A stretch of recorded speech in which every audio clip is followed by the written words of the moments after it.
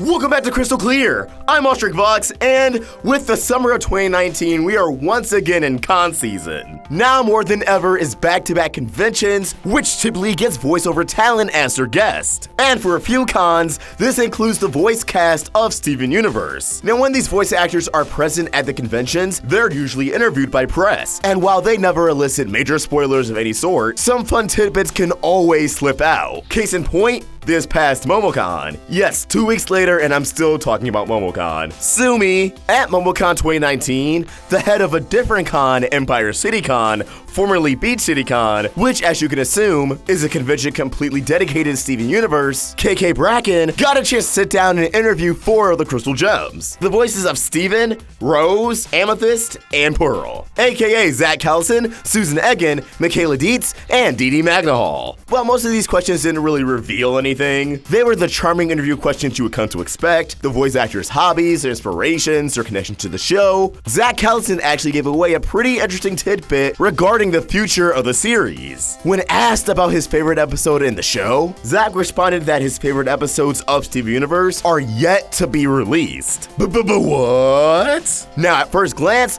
this could just be interpreted as run-of-the-mill hype to get fans excited and engaged with the show, so of course they'll tune in when new episodes return. However, this is Steven Universe we're talking about, a series with a very passionate crew. Everyone on this show takes the story being told very seriously, so they wouldn't throw out statements like this just because. Zach truly means these words, and that something very special is happening in the part of the series that he's currently recording. On top of that, a storyboarder tweeted not too long ago, and as always we're editing out their name, their handle, rephrasing the tweet so fans won't go out of their way to harass them, breaching their privacy and trying to get spoilers, thanking both Zach and Shelby, voices of Steven and Peridot, for making their episodes sound poignant. This informs us that the upcoming episodes will still be emotional. There's still plenty of heavy stories to be told, but what could be some of these stories? Well, working off what we know now, I have a few ideas. Before we dig into that, this episode of Crystal Clear is sponsored by ExpressVPN, an incredible service that allows you to take back the one thing we all value with the internet: privacy. With things like Article 13, hackers, spyware, and a slew of other things breathing down your neck, Express is able to hide your IP address, making it look like you're in a different part of the world. Something that I love about ExpressVPN is that popping up in other parts of the world gives me access to different libraries than in the US. For example, I can change my VPN to the UK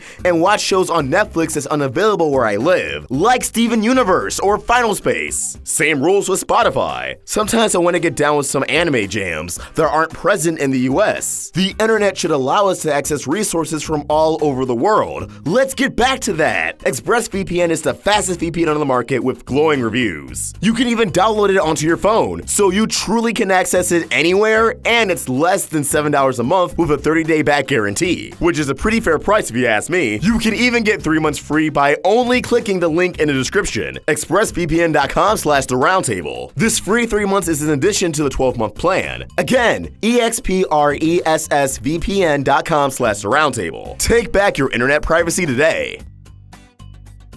So first things first, I still think we can see Steven age in these upcoming seasons. For Zach to remark that these are his favorite episodes of the series, and that him and Steven's arc has kind of become one, that he's grown up alongside Steven, I think it makes sense we could see Steven go through a little bit of a growth spurt. If his physical age is tied to how he feels mentally, then I certainly believe everything he went through last season has paved the way for Steven to earn some responsibility, feeling as if he's gained wisdom and maturity after learning the truth about his mother and coming to terms with his own identity. Considering Zach also remarked in this MomoCon interview that both him and Steven take on this huge responsibility at a young age, perhaps this goes beyond the responsibility we're already familiar with, becoming the new leader of the Crystal Gems. Now that Steven and the Crystal Gems are on good terms with the Diamonds, Steven may still have to shoulder the responsibility of running a court. He may not literally be Pink Diamond, and he shouldn't have to follow in his mother's footsteps, but we know Steven. He's someone who doesn't like to see people in distress, in pain. I'm not convinced he's done picking up from his mother's mistakes just yet. Steven will view the remnants of Pink Diamond's court as abandoned gems without a figure, doing his best to have some sort of relationship with them, and learning that being a diamond, even in this new climate where cross-gem fusion is allowed and things are a bit more peaceful, isn't all it's cracked up to be. Yet, where does Peridot come into play? Well, something that I wish we got on Homeworld that I think we could see in these upcoming episodes is Peridot properly returning to the planet and interacting with her peers, her former co-workers, other Peridots with limb enhancers.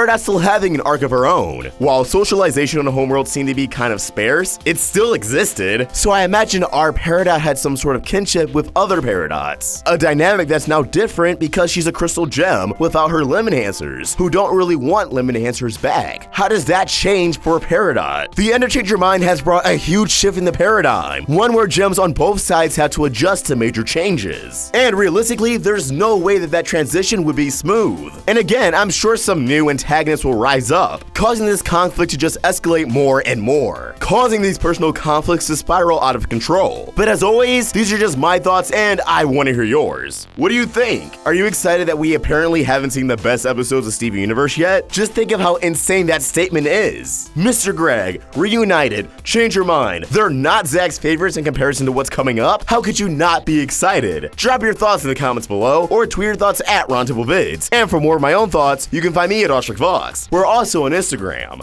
Special thanks to Art with Coda for creating an awesome thumbnail. For more of his wonderful art, you can find him on Tumblr and Instagram at Art with Coda, and subscribe to his YouTube channel. Link down below in the description. Help the Roundtable grow by either becoming a member of the channel or supporting us over at Patreon. Link in the description. If you enjoyed this video, please sort of like and subscribe to the Roundtable for more great cartoon content. Thank you for watching, and I hope you have an awesome day. OstricVox, signing out.